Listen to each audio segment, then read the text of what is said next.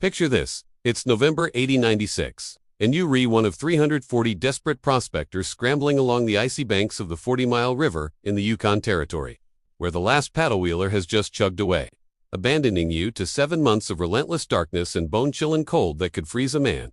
spit before it hits the ground. And as the temperatures plummet to 50 below zero, everyone around you is hacking away at frozen timber with axes that ring like bells in the still air, racing to build log cabins they believe are their only salvation against the howling winds and the kind of frost that claims fingers and toes without mercy. But then there's this one guy, a Norwegian immigrant named Magnus Sorenson, who shows up late to the party without an axe or a saw, just a bundle of canvas and some odd supplies. And he starts pitching what looks like a oversized circus tent right in the middle of the camp, drawing snickers and outright mockery from the hardened miners who call him insane,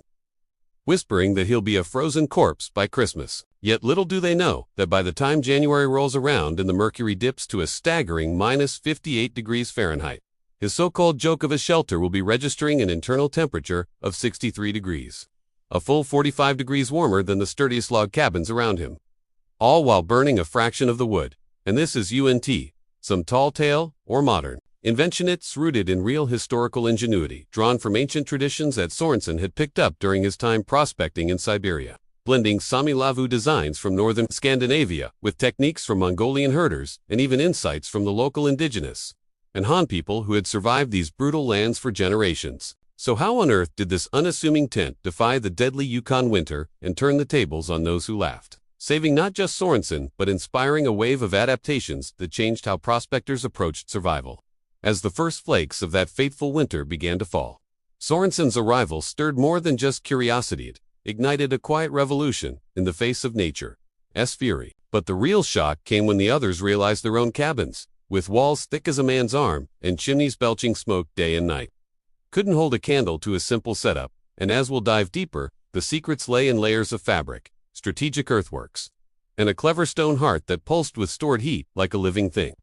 pulling from physics that even today's engineers admire. Yet back then, it was dismissed as madness until the cold hard facts and the even colder weather proved otherwise, leaving men like Tom Bradley and Samuel Grant, who had jeered the loudest, knocking on his flap in the dead of night, begging to know his methods as their own fuel piles dwindled and their breaths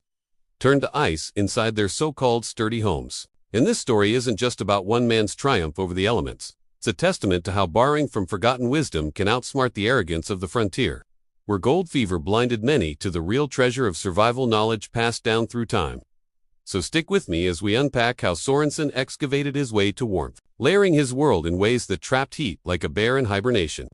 But what exactly did he do with those river rocks and caribou hides that made his tent a beacon of impossible comfort amid the despair? And how did it ripple out to save lives and reshape the camp? By the time the first brutal storm hit, the laughter had faded, replaced by a growing whisper of awe. But the true test was yet to come, one that would force even the skeptics to rethink everything they knew about beating the freeze. As the Yukon winter tightened its grip like a vice in late November 1896, Magnus Sorenson wasted no time rolling out his plan, starting by marking a perfect 14-foot diameter circle in the frozen ground with a stick and some string, then digging down 18 inches to create a shallow pit that would serve as his floor, a move that baffled his neighbors who watched from afar, shaking their heads as he hauled away the excavated dirt to form a low berm around the edge, not realizing that this simple earthwork was drawing on age-old indigenous techniques from the Han people nearby, who had long known that burrowing slightly below the frost line tapped into the Earth's natural stability at around 35 degrees Fahrenheit, providing a baseline warmth that no above-ground cavern could match. And with the foundation set, Sorenson erected sloping poles to form a conical frame, much like the Sami Lavu tents he remembered from his Norwegian roots, designed over centuries to withstand Arctic blasts without collapsing under snow loads. And then came the canvas double layers of it, stretched taut over the frame with a central smoke hole at the peak. But he didn't stop there, sewing in panels of wool blankets for moisture control and adding caribou hides with the fur side inward to create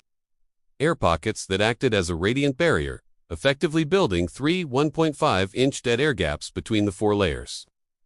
which modern science tells us have a thermal conductivity so low that heat loss is minimized to an R value of 12 to 14, far surpassing the measly R6 R8 of the log cabins being slapped together all around him. And at the heart of it all, Sorenson constructed a 2-foot-high ring of river rocks, carefully selected sandstone, and granite slabs weighing about 200 pounds in total, with a specific heat capacity that allowed them to absorb and slowly release energy like a natural battery, where he'd build a fire inside for just 3 to 4 hours each evening, heating the stones to around 400 degrees before banking it with a flat lid to trap the warmth,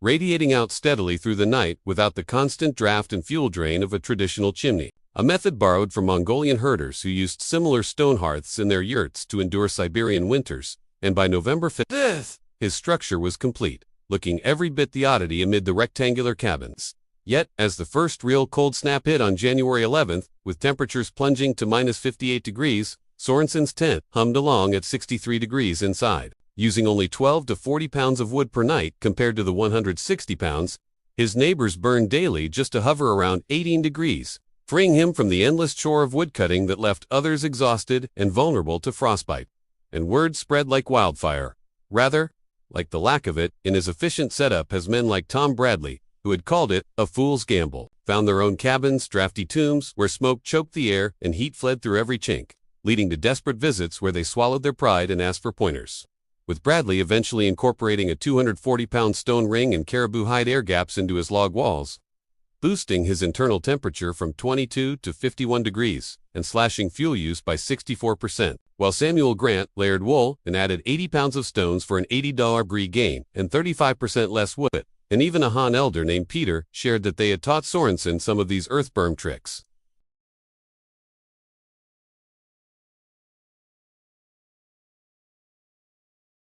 But as more prospectors tinkered with hybrid designs,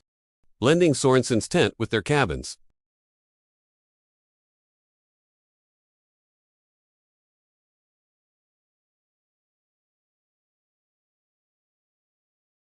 with the Yukon locked in its iciest embrace by mid-February, Magnus Sorenson's tent stood as a silent rebuke to the doubters, not only surviving, but thriving in ways that reshaped the entire camp's approach to the cold. As 11 prospectors had by then adopted similar circular designs and 4 more built full hybrids, like Tom Bradley's enhanced cabin, that now maintained a steady warmth without the constant stoking that had once robbed him of sleep. And as stories of reduced frostbite cases and fewer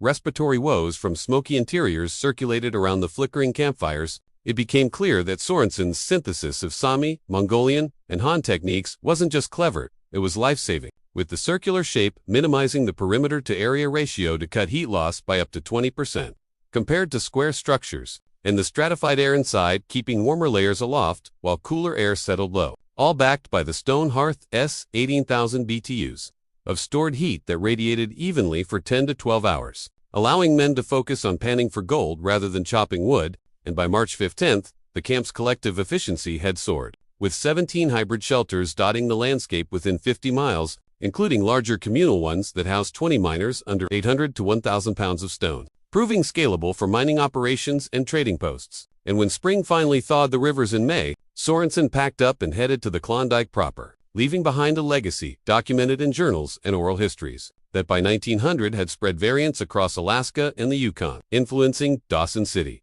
as Bradley's dose, and even modern building science that echoes these principles in energy-efficient homes today, where thermal mass, layered insulation, and smart geometry are hailed as sustainable innovations. Yet back then, it was pure necessity, born from cross-cultural knowledge, that Sorenson humbly credited to the indigenous peoples who had mentored him, reminding us that true progress often comes from listening to the past, rather than reinventing it with brute force. And the impact was profound. Not only did it save timber in a fragile frontier ecosystem, but it fostered a sense of community as skeptics turned collaborators. With health improvements like no lost limbs in Sorenson's adopters versus Grim tailies from traditional cabins, and this story endures in 1950s Yukon folklore as a turning point. A reminder that what seems like a joke can be genius in disguise, especially when it defies minus 70-degree blizzards that would later test similar designs. But ultimately, Magnus Sorenson's tent wasn't about outsmarting nature alone. It was about harmonizing with it through borrowed wisdom that kept families alive and dreams of gold intact, proving that in the harshest places, the warmest shelters come from open minds and layered hearts. If this tale of frontier ingenuity fired you up and made you rethink how ancient tricks can tackle modern chills, hit that like button, subscribe for more hidden history gems that blend fact with fascination, and drop a comment below, sharing your own survival story or what shocked you most about Sorenson's setup. Let us keep the conversation warm.